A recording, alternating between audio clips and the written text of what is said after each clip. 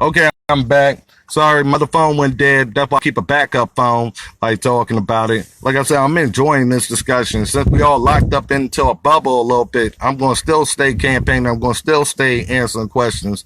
And I'm going to, of course, make sure you get, of course, a direct and concise answer to your question. So I want to get a little bit of time because I'm back up on the feed right now. So I want y'all to make sure y'all ready to keep asking me questions. Like I said, I'm not running from nothing. This is your time with me, the candidate. Y'all are supposed to have this type of time with anybody who's trying to get your vote. So that's exactly what's called working and earning your right to make sure that you make a proper and more informed decision. So at this time period, I want to make sure we're keeping things informed. So at this time frame, we're going to continue the question and answer session. So I'm going to wait for more people to get on the line, and we're going to continue this. Like I said, you got me for an hour. You're going to start having me more and more during this time frame to make sure I'm answering your questions. I'm not scared to make sure people know the truth and know exactly what I'm all about and answer any kind of question that you may have. I'm probably one of the few governor's candidates who has a platform, not only that can be done, that it's going to definitely make sure that America is put first. So anyway, back to the 2A. We're going to keep this 2A gun rights thing going on and answering your questions. Like I said, I was the only candidate to say I would give out a pardon. Like I said, as your next governor, for those who have been convicted of a concealed carry firearms charge without any commission of a felony, I plan on making sure that those records are expunged, and those who participated in the 2A protest that may have been arrested in connection to it, as long as law enforcement officers were not harmed in the process. So, like I said, there's one thing to penalize those that are not patriots and those who are causing trouble. But when you're there to protect our constitutional rights, I feel like that's a matter of duty, plain and simple. And if you're protecting our rights from a corrupt government, and of course, those are forming militias, I'm very proud of them, because exactly that's what the Constitution said for you to do when faced with a corrupt government, a tyrant government. And realistically, I'm so proud of them to make sure that they are there standing tall, making sure that Virginia and that governor know, hey, we have a backup plan for a problem. So I'm very proud of that. So I'm going to continue this 2A rally.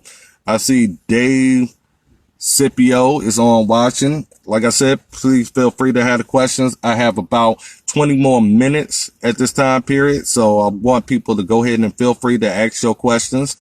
Whether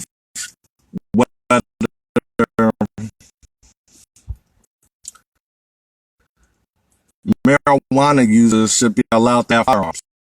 As far as this is concerned, I see absolutely no reason for marijuana users not to be able to have firearms. Absolutely not one the sense.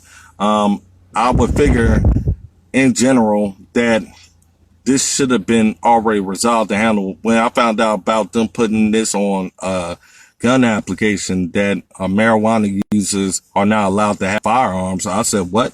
Really? I'm like, what kind of evidence do you have to support that a marijuana user by far would use a gun in a reckless manner, or any kind of reason for it? And absolutely not. Actually, I'm one of the ones who want to contest, order the Attorney General to fight any kind of provision that has marijuana on a gun, permit application. Honestly, I think once you have your gun, that's your business. You know, that's how I feel about it. I'm like, you have a right to defend yourself, and that's the method that you want to choose to defend yourself, and whatever kind of gun and what type of ammo. That's up to you. Realistically, we got more things to worry about. And right now, that's all these criminals being released right now out of jail. That's my biggest concern at this time period. So, hey, Tammy Simpkins, always like to see you, always on the line. So, like I said, I got about 20 more minutes. I'm doing this quick question and answer part where citizens have a right to ask me anything that they want to. And I'm going to enjoy answering your questions and doing exactly what politicians don't do. So, as far as I'm concerned, that answers the question about how I feel about marijuana and guns. Now, the other thing about religious freedom, I know it's been several people to come up to me and ask me about how do I feel about people still having church services during the coronavirus and the government trying to penalize those for attending church. And like I said, we need to have it clear that there is going to be a clear separation between church and state. If people want to go to church, I will not stop them from going to church. That's a fact. I don't care what disease is out there. That is your choice.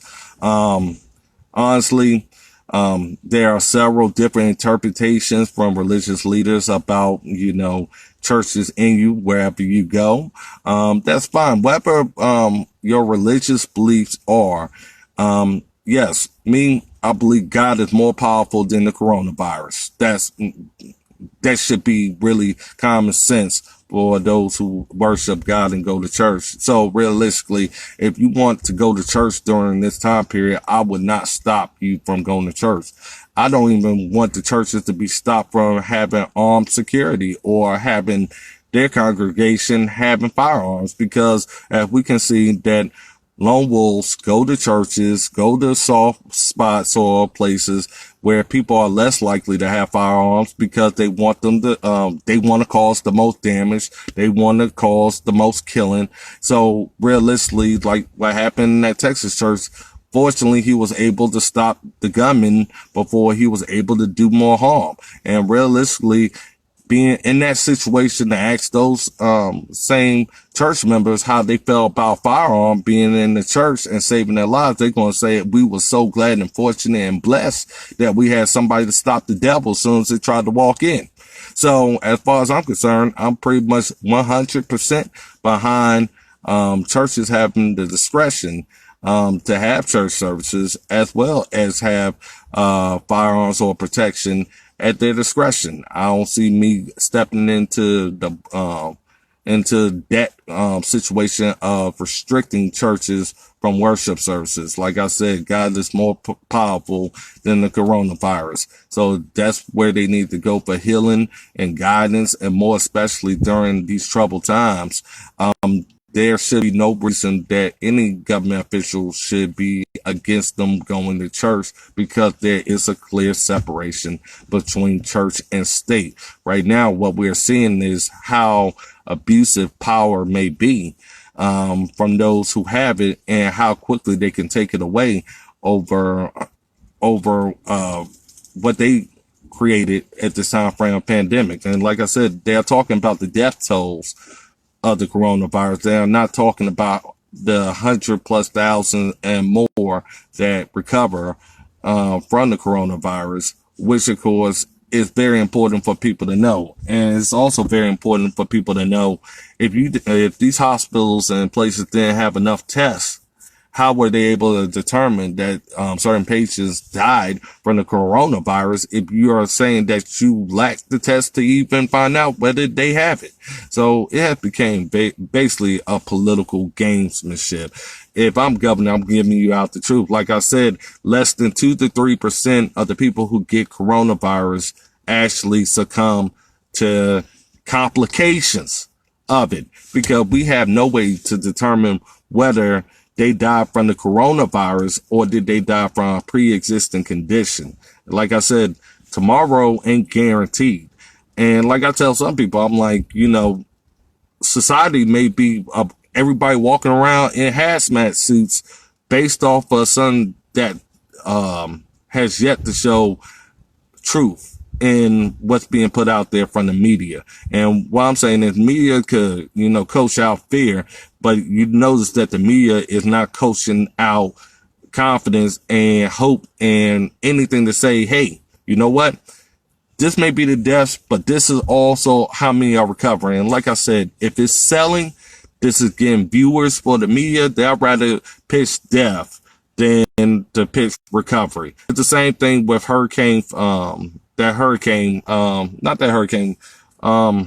remember last year there was some category 5 that was supposed to hit us that never really hit us, but everybody was running for their lives all over the country, relocating and all that other stuff. And when it came time for the hurricane to actually hit, I believe it was, and I think it was Florence or whatever. And then people were so mad at the media because they're like, you said this was going to be a category 5, and we barely even had a tropical storm even hit us or anything like that. So like I said, be very mindful of what the media does. And even during the time frame where the storm, the hurricane wasn't even bad, they was trying to find places and areas, dry miles or whatever, trying to find the worst place they could find so they could keep the story going, because there was still people watching. They wanted to keep the viewers up. After a while, it has became how many people is going to keep watching our channel, and if this gets them to watch our channel, that's what's going to happen. So of course, right now, coronavirus, everybody's putting it up there and saying the updates and all this other stuff, but be mindful of those who are not talking about how many are recovering, why are they recovering, because if I'm somebody who is being faced as common sense with this coronavirus, and I'm trying to get the truth of the matter and make sure that I'm taking whatever right medication or find out about the vaccine, which of course now they said that they are very close. Some are saying they have gotten the vaccine, which produces enough antibodies, to take out coronavirus. There's a lot of medical breakthroughs, but you notice that they are not pumping these medical breakthroughs throughout the TV or whatever. What they are pumping is, this is the death toll. They're pumping out there what the hospitals look like, the morgues and all this other stuff. And I'm like, but you're not pumping out there how many are recovering from the coronavirus. So that's a good question to ask, to the liberal media that is actually selling it. This is profitable to them. That's why you're seeing it being played out this way. And notice not every state is on lockdown. If you notice, it's only certain states on the East Coast, California on the West Coast, but the rest of the country is still going on about business. So there's something wrong here about what's really being said and done in regards to the information being put out there about the coronavirus. If the rest of the country is going on about their business and they are focusing on select cities and certain states, that says a lot to me about how serious this really is. And I understand that, yes, truckers, I'm so proud of them. They still going out there, hitting the road, trying to make sure supplies is given out there. And I support them 100%. I even said to the truckers, why do you have to ask to have a firearm, especially during this time, to make sure you're protected? That shouldn't even be a question for truckers to have to ask or get guidance on. We should automatically have told truckers, do what you got to do. If you need to be armed, we're going to let it slide, whatever it may be, because you're bringing in necessary supplies to these localities that are saying that they are needing it. And y'all need to make sure it gets there, because people at this time frame, we seen a truck get robbed for toilet tissue paper and the whole nine. So like I said, people are doing desperate things because it's being promoted by the liberal media to use desperate measures. That's all is happening right now. The media is our worst enemy right now for the coronavirus, not the virus itself. And like I said, the numbers is there. 119,000 people. I did the calculations. I even rounded up to 3,600. That's less than 3%. And the 2% are dying because of pre-existing conditions. Like I said, if you add pneumonia, a lot of these people have been told even before the coronavirus was even out there, they've been seeing a doctor on a regular, that if you even get pneumonia, that there's a likelihood of death or whatever, given your pre-existing conditions. So, like I said, it doesn't make light of the situation. It just says basically this is how the liberal media promotes fear. And if you promote fear, you start getting more viewers. And it's sad to say it's about viewers at this time period. That's why you're seeing them pumped all over the place. You see it on radio stations for coronavirus updates and all this other stuff. But they're updating you on the death toll. They're not updating you on the recovery aspect of it. And they're not updating you on why the rest of the country is not on a shutdown. If you look at the Pacific states that's on a shutdown, those are battleground states for the next election. people didn't really, people wasn't really paying attention, but yeah, my team was paying attention. A lot of the politicians right now was paying attention. They're locking down battleground states that they need to beat President Trump. Start paying attention to that one. Pennsylvania being locked down, Georgia, Florida, Virginia, especially Virginia. And notice that the governor's order is extended out all the way to June the 11th, one day after the elections. That wasn't just a coincidence. That was basically saying how important it is to basically rig the election. Legal immigrants voting by paper ballot, how are you going to check them and stuff like that? And that's why I said to that Georgia House member or whatever he is, and he's a Republican, but like I said, we gotta stop the bitching about how we win elections. We win them any kind of way they bring it to us. If they decide to say this, they decide to say that, whatever it may be. You know, the cards has been stacked up against us before. They said plenty of people wasn't going to win when they actually won. That's because they spent more time getting to know the voters and not worrying about the polls. The polls said a lot of people were supposed to lose. The person who's the hat I'm wearing right now was supposed to lose the election. You saw he won.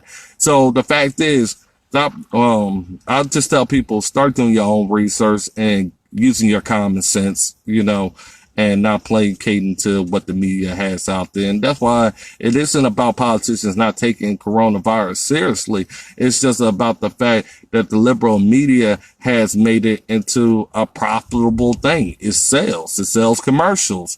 And remember, for quite some time, with the internet being out there and more, they was losing a lot of their commercials, a lot of their way of basically surviving. A lot of newspapers was firing reporters and more because everybody's reporting their own news. So, like I said, they have a way to stay surviving. They're going to pump coronavirus, since it's the hottest topic, every single way that they can. But they're not going to report how many people are recovering, because if they do that, people won't take it serious. People will be out handling their business, but they'll also be questioning government officials about why are they really handling things the way that they are? Why are you really shutting down Virginia? Why are you really doing this? And realistically, that's why you see leaders like Jerome Bell and those candidates that's running for office and many more who are coming out, even Fox News and the rest that are really just coming out and saying, yeah, I understand that coronavirus may be serious, but the fact of the matter is y'all are not giving out the whole story here. You know, what you want to start telling Americans is the fact this is not a death sentence, but the way the liberal media will have it out to be, it is a death sentence. As soon as you got it, the suspected die, and that ain't the truth of the matter. And a lot of the young people that are getting coronavirus, they are recovering.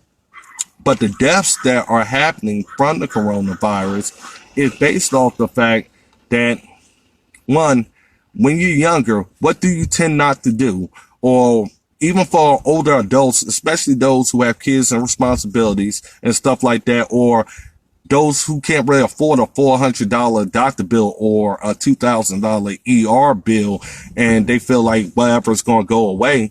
It doesn't mean that you're healthy. It just means basically you're not getting checked out to the point where doctors are able to say that something's wrong with you ahead of time. That's why you hear doctors say, oh, this person, if you had came in sooner, we could have did more, but you let it go on for so long. Now it's a permanent issue.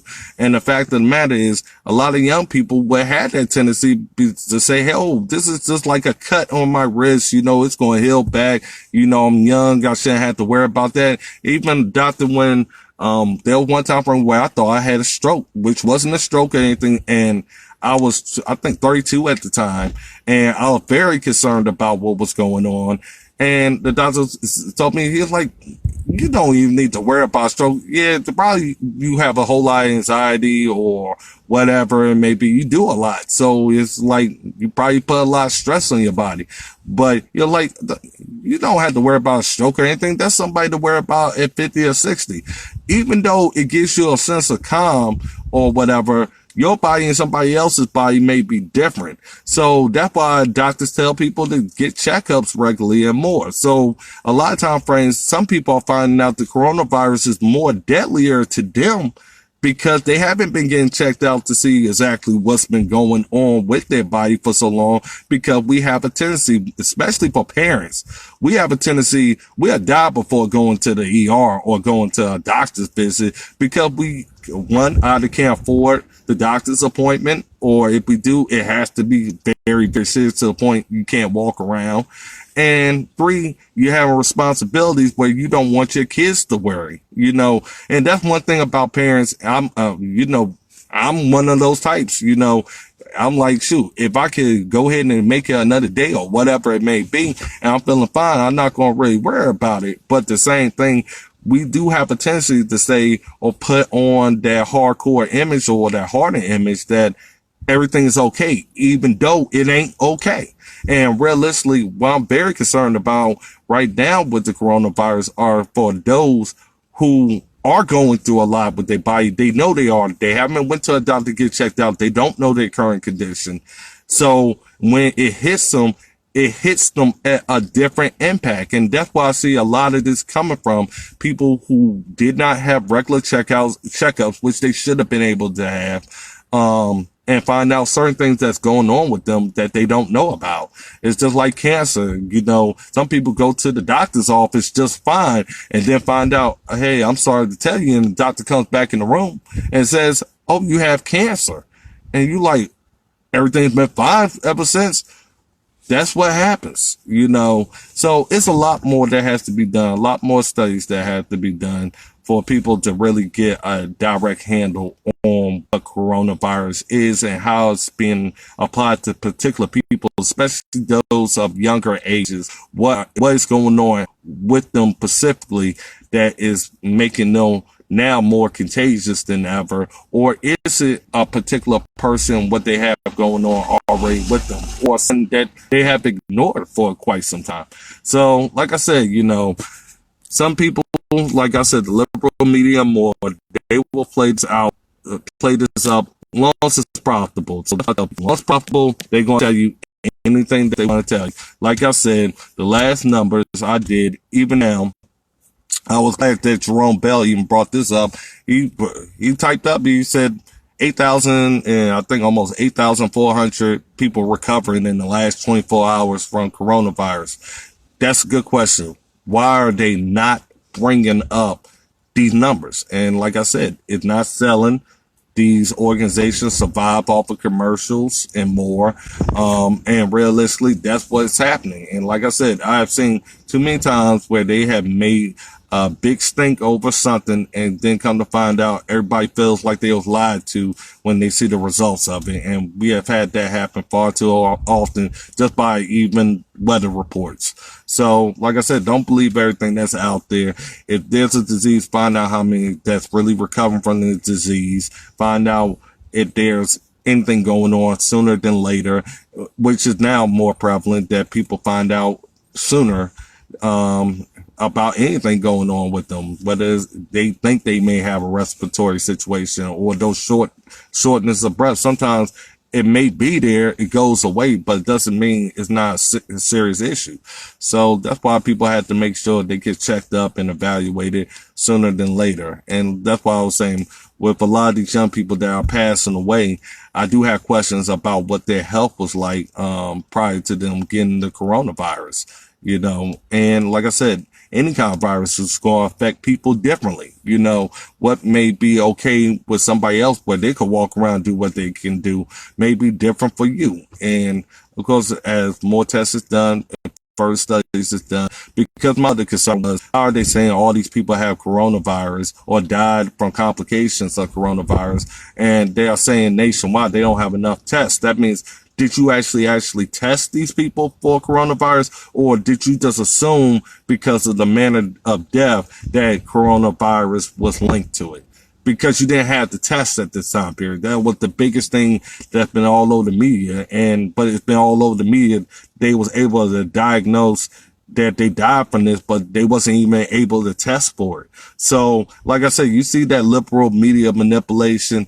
Like I said, use your common sense, people. You screaming about tests and you don't have the test, but you are continuously diagnosing any death based off of the manner of death as connected to this. there's got to be an ulterior motive for that. So, like I said, after this is all said and done, people go on to regular life. As far as people recovering, yes, people will end up getting coronavirus probably, in the future, because of how contagious it is. But people are recovering for this. And that's why I don't spend my time putting out bad news out there all over the place about every single time a death is there. I put out as much of recovery. Even you see 103-year-old people, 93-year-old people who had coronavirus and they are recovering. So a lot of this has to have more studies and more evaluations before people come up and jump the gun to say, oh, this is a death sentence or this is going to happen. Like I said, over 97% based off the United States of America had not succumbed to this virus. They're still living, and thousands on thousands every single day are recovering from the coronavirus. But why won't they promote that?